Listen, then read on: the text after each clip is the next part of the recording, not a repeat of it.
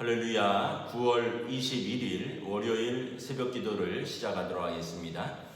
사도신경으로 우리의 신앙을 고백하시겠습니다. 나는 전능하신 아버지 하나님 천지의 창조주를 믿습니다. 나는 그의 유일하신 아들 우리 주 예수 그리스도를 믿습니다. 그는 성령으로 잉태되어 동정녀 마리아에게서 나시고 본디오 빌라도에게 고난을 받아 십자가에 못 박혀 죽으시고 장사된 지 사흘 만에 죽은 자 가운데서 다시 살아나셨으며 하늘에 오르시어 전능하신 아버지 하나님 우편에 앉아 계시다가 거기로부터 살아있는 자와 죽은 자를 심판하러 오십니다. 나는 성령을 믿으며 거룩한 공교회와 성도의 교제와 죄를 용서받는 것과 몸의 부활과 영생을 믿습니다. 아멘. 찬송가 216장 찬양하시겠습니다.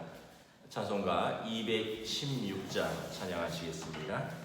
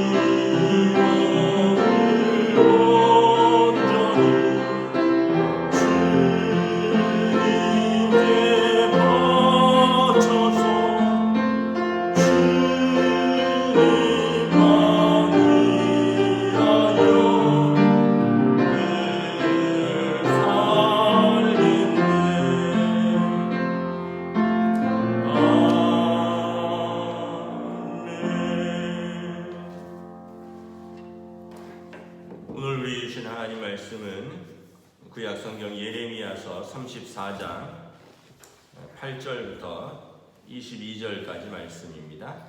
구약 성경 예레미야서 34장 8절부터 22절까지 말씀입니다. 다 찾으신 줄 알고 저와 여러분들이 한 절씩 교독하겠습니다. 예레미야서 34장 8절부터 22절입니다. 시드기야 왕이 예루살렘에 있는 모든 백성과 한 가지로 하나님 앞에서 계약을 맺고 자유를 선포한 후에 여호와께로부터 말씀이 예레미야에게 임하니라. 그 계약은 사람마다 각기 히브리 남녀노비를 놓아 자유롭게 하고 그의 동족 유다인을 종으로 삼지 못하게 한 것이라.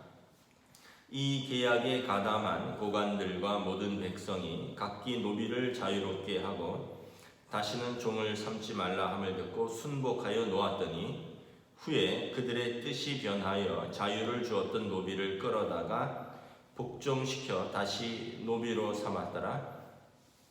그러므로 여호와의 말씀이 여호와께로부터 예레미야에게 임하니라. 이르시되 이스라엘 하나님 여호와께서 이와 같이 말씀하시니라. 내가 너희 선조를 애굽 땅 종의 집에서 인도하여 낼 때 그들과 언약을 맺으며 이르기를 너희 형제 히브리 사람이 내게 팔려왔거든 너희는 7년 되는 해에 그를 놓아줄 것이니라. 그가 6년 동안 너를 섬겼은즉 그를 놓아 자유롭게 할지니라 하였으나 너희 손조가 내게 순종하지 아니하며 귀를 기울이지도 아니하였느니라. 그러나 너희는 이제 돌이켜 내 눈앞에 바른 일을 행하여 각기 이웃에게 자유를 선포하되 내 이름으로 일컬음을 받는 집에서 내 앞에서 계약을 맺었거늘 너희가 돌이켜 내 이름을 더럽히고 각기 놓아 그들의 마음대로 자유롭게 하였던 노비를 끌어다가 다시 너희에게 복종시켜 너희의 노비로 삼았도다. 그러므로 여호와께서 이와 같이 말씀하시니라. 너희가 나에게 순종하지 아니하고 각기 형제와 이웃에게 자유를 선포한 것을 실행하지 아니하였은즉 내가 너희를 대적하여 칼과 전염병과 기근에게 자유를 주리라. 여호와의 말씀이니라. 내가 너희를 세계 여러 나라 가운데 흩어지게 할 것이며 송아지를 둘로 쪼개고 그 두 조각 사이로 지나매 내 앞에서 언약을 맺었으나 그 말을 실행하지 아니하여 내 계약을 어긴 그들을 곧 송아지 두 조각 사이로 지난 유다 고관들과 예루살렘 고관들과 내시들과 제사장들과 이 땅 모든 백성을 내가 그들의 원수의 손과 그들의 생명을 찾는 자의 손에 넘기리니 그들의 시체가 공중의 새와 땅의 짐승의 먹이가 될 것이며 또 내가 유다의 시드기야 왕과 그의 고관들을 그의 원수의 손과 그의 생명을 찾는 자의 손과 너희에게 떠나간 바벨론 왕의 군대의 손에 넘기리라. 여호와의 말씀이니라. 보라 내가 그들에게 명령하여 이 성읍에 다시 오게 하리니 그들이 이 성읍을 쳐서 빼앗아 불사를 것이니라. 내가 유다의 성읍들을 주민이 없어 처참한 황무지가 되게 하리라. 아멘. 할렐루야. 월요일입니다. 또 새로운 하루가 시작되고 새로운 한 주가 시작되었습니다. 하나님께서 은혜와 평강으로 함께하여 주시기를 축복합니다. 오늘 예레미야 34장 8절부터 22절의 오늘 본문의 말씀은 이스라엘이 하나님과의 언약을 깨트린 한 사례를 보여주고 있습니다. 지금 이스라엘의 상황은 유다의 상황이죠.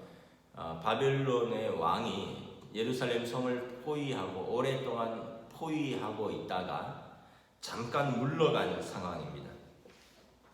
오늘 우리가 말씀 22절에 보면 이런 말씀이 있습니다. 여호와의 말씀이니라. 보라 내가 그들에게 명령하여 이 성읍에 다시 오게 하리니 그들이 이 성을 쳐서 빼앗아 불사를 것이라.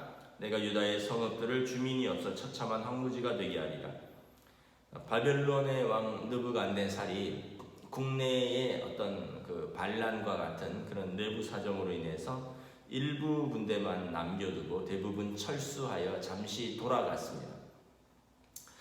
그런 상황 속에서 시드기야 왕이 이제 하나님 앞에서 다시 언약을 맺죠.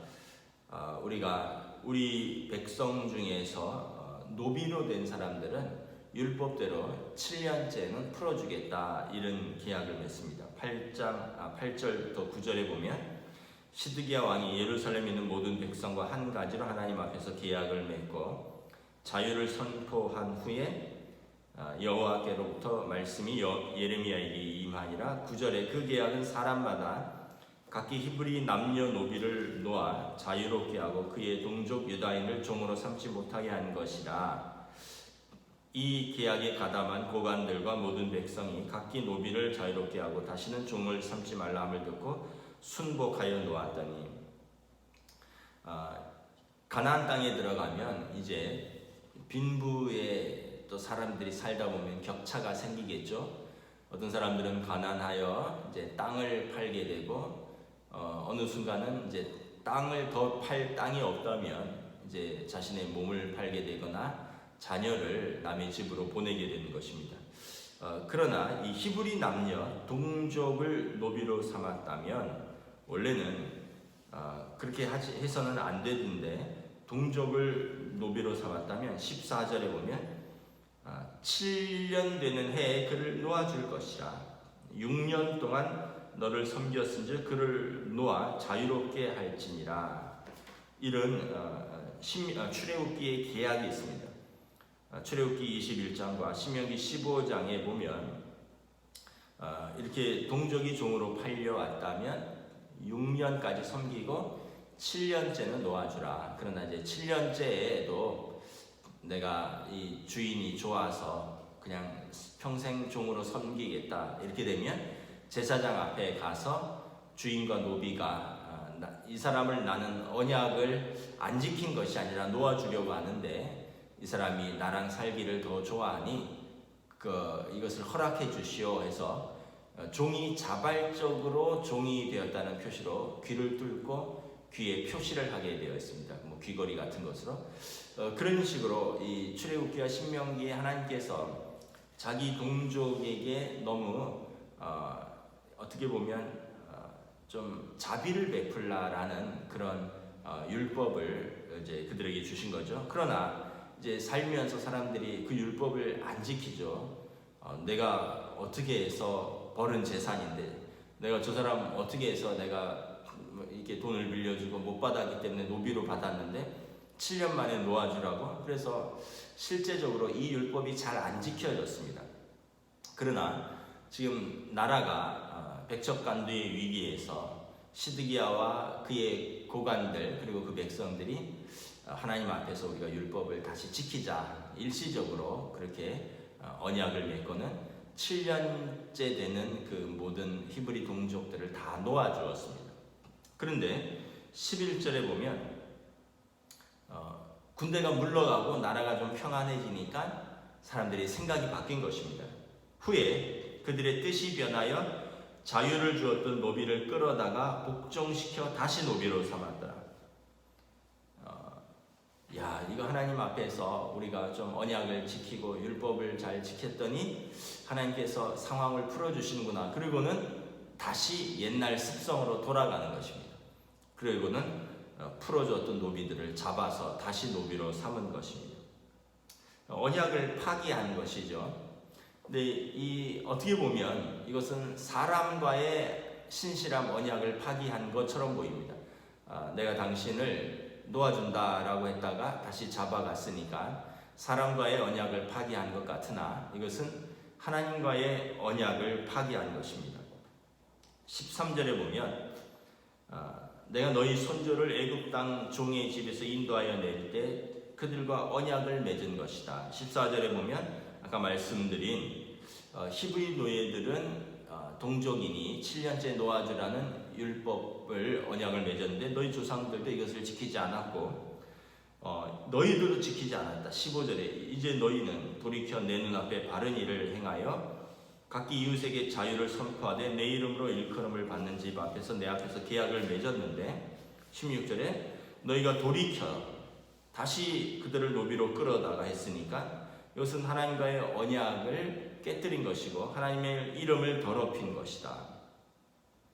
그래서 이것은 사람과의 언약을 깨뜨린 것만이 아니라 하나님과의 언약을 깨뜨렸고 하나님을 망령되이 일컫는 것이죠. 그래서 하나님의 이름을 더럽히게 된 것입니다. 우리도 그런 적들이 꽤 있죠.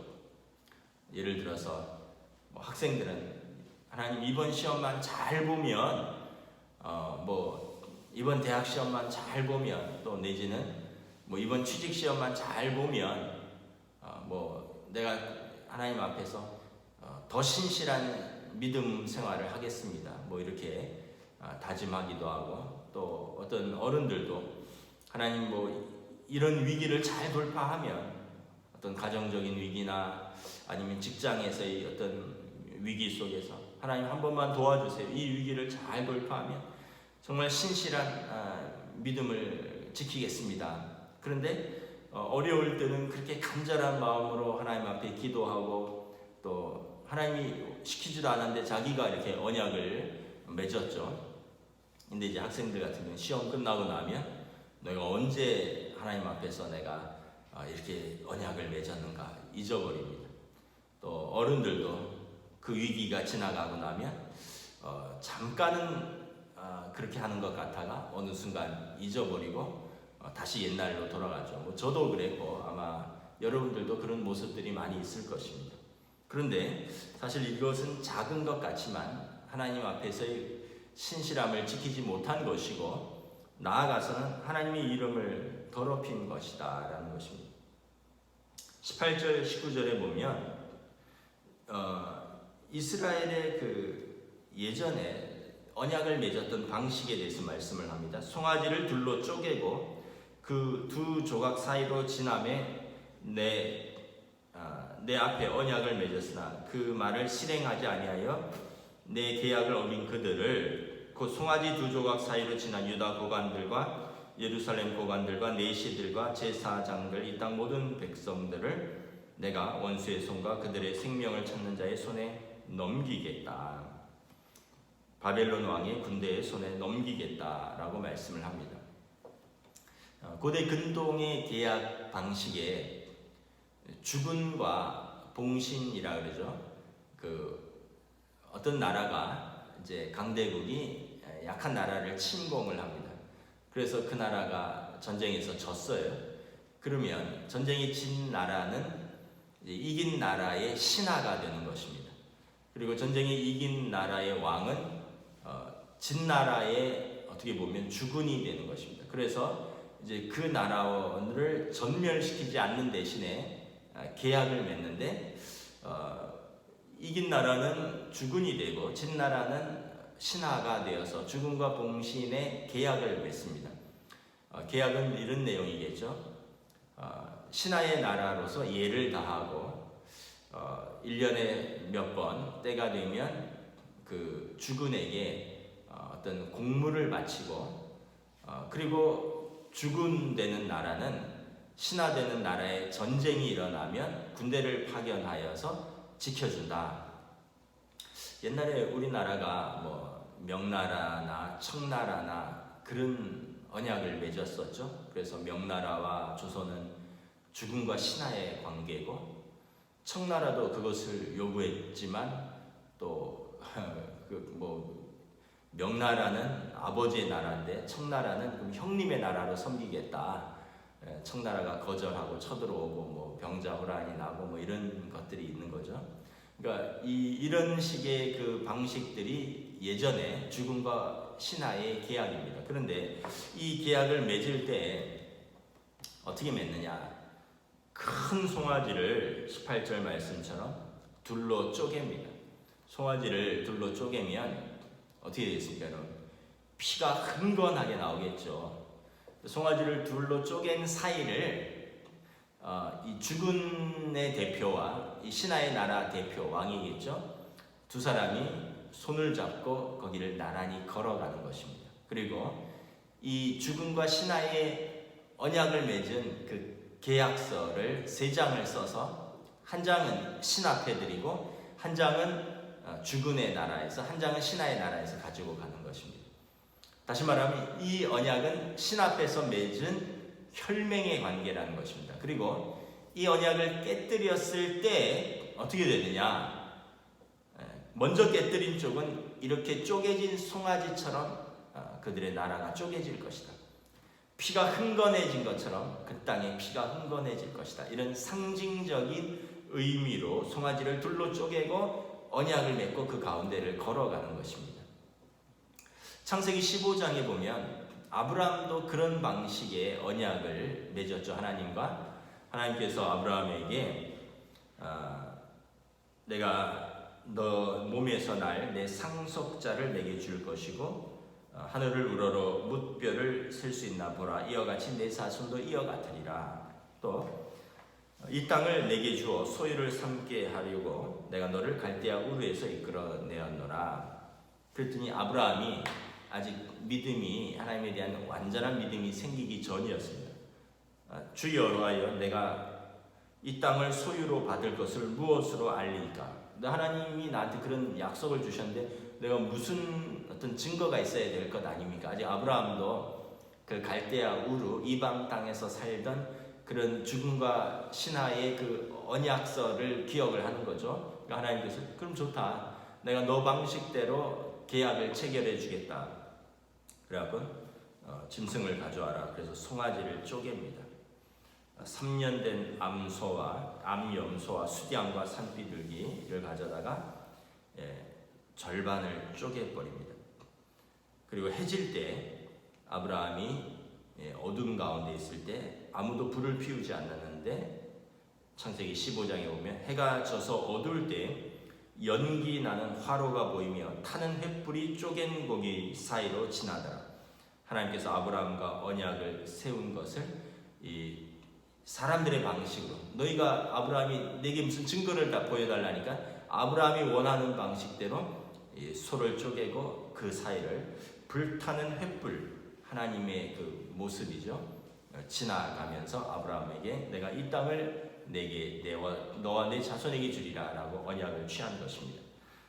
지금 이 아브라함의 언약을 언급하고 있는 것입니다. 아까 13절 14절은 모세와 맺었던 그 언약을 언급한 것처럼 너희가 지금 내 언약을 다 깨뜨렸으니까 어떻게 되느냐?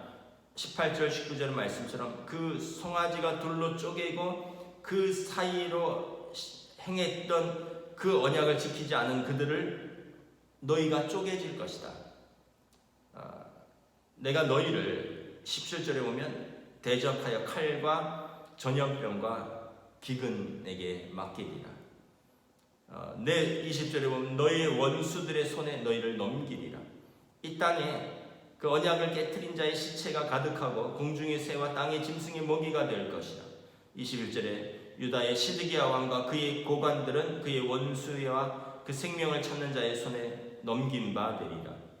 22절에 잠시 물러갔던 바벨론 왕의 군대들이 다시 이 성으로 하나님이 부를 것이다. 그리고 이 성을 쳐서 빼앗아 불사를 것이다.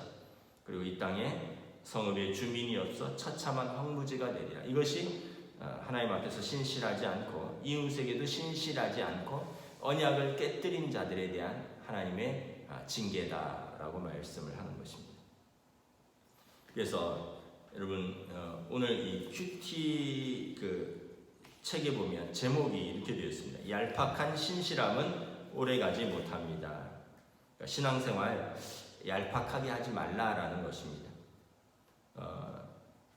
여러분 살면서 느끼는 것이 인생도 그렇고 신앙생활도 그렇고 관계도 그렇고 얄팍한 것이 오래 갈 수가 없습니다.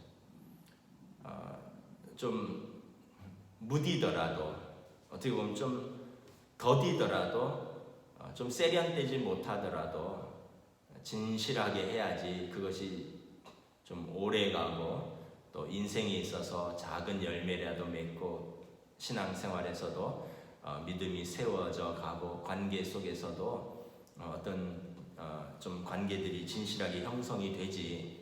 이럴 때는 이렇게 하고 저럴 땐 저렇게 하고 발빠른 어떤 그 위치 선점 발빠른 변화를 하는 것 같으나 결과적으로는 그런 것들이 잠시는 통할 수 있을런지 몰라도 길게 보면 인생에서 신앙생활에서 별로 통하지 않는다는 것을 느낍니다. 그래서 여러분 오늘 말씀에 보면 왜 하나님이 7년 된 너희 동족을 놓아주라고 할까? 형제 사랑이 하나님 사랑이기 때문에 그렇습니다. 동족을 압제하는 자가 어찌 하나님 앞에서 신실한 자라고 할 수 있겠느냐라는 것입니다. 요한일서 4장 20절 21절에 보면 누구든지 하나님을 사랑하노라 하고 그 형제를 미워하면 이는 거짓말하는 자니 보는 바 그 형제를 사랑하지 아니하는 자는 보지 못하는 바 하나님을 사랑할 수 없느니라. 우리가 이 계명을 주께 받았으니 하나님을 사랑하는 자는 또한 그 형제를 사랑할지니라. 여러분, 내 눈앞에 있는 형제를 사랑하지 못하면서 어찌 하나님을 사랑한다라고 이렇게 말을 할 수 있겠습니까? 그 말은 하나님이 보시기에 신실하지 않다는 것입니다. 보이는 바 형제도 사랑하지 못하면서 보이지 않는 하나님을 사랑한다는 말을 어떻게 믿겠느냐라는 것입니다. 그러므로 우리가 이 계명을 주께 받았으니 하나님을 사랑하는 자는 또한 그 형제를 사랑할지니라 말씀하고 있는 것입니다. 여러분, 신앙생활의 목표가 무엇입니까? 신앙생활에 두 가지 목표가 있죠. 하나는 우리가 내세에서 하나님 앞에 섰을 때 예수 그리스도를 믿음으로 우리의 죄를 용서받고 하나님 나라의 백성으로 서는 것입니다. 구원을 받는 것이다. 천국에 가는 것이다로 쉽게 설명할 수 있죠.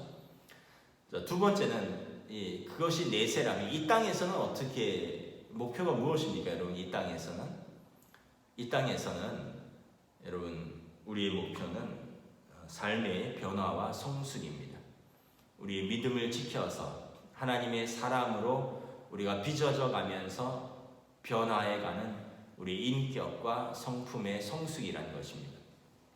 그래서 여러분 정말 신앙생활 제대로 하는 사람은 여러분 날이 갈수록 더 좋아져야 되는 것이 정상입니다. 젊었을 때는 불같고 또 막 욕도 하고 굉장히 세상적이고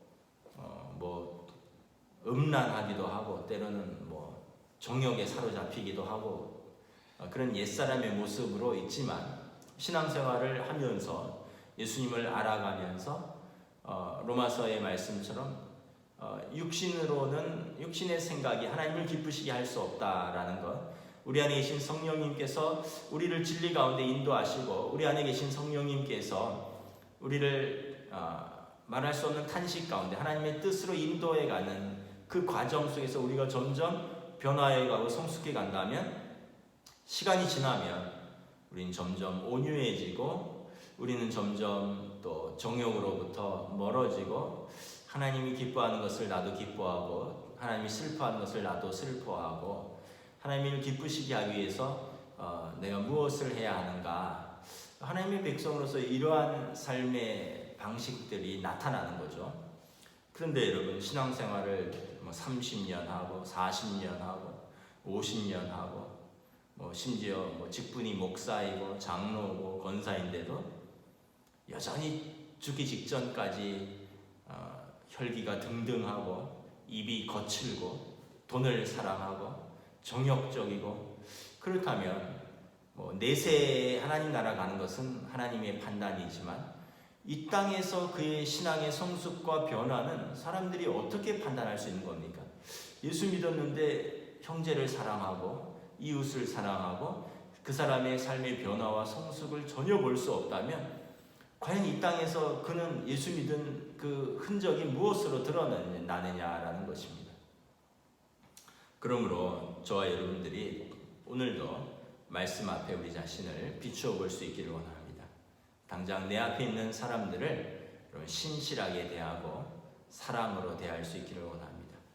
그때 우리와 신실한 언약을 맺으신 하나님께서 우리의 삶을 칭찬하실 것입니다. 기도하겠습니다. 하나님 은혜를 감사합니다. 시드기야 왕과 그의 고관과 그의 백성들이 일시적으로 위기를 이제 벗어나기 위해서 하나님의 언약을 지키고 그들의 동족의 노비를 놓아주었지만 그 위기가 사라지자 다시 그 노비들을 잡아오고 언약을 깨뜨리고 불순종하는 모습 속에서 하나님께서 너희가 내 언약을 깨뜨렸으니 나도 너희와 언약을 깨뜨린다 라고 말씀을 합니다. 결국 하나님 앞에 신실하지 못한 것은 사람 앞에 신실하지 못한 것입니다. 사람을 사랑하지 않는 것은 하나님을 사랑하지 않는 것입니다.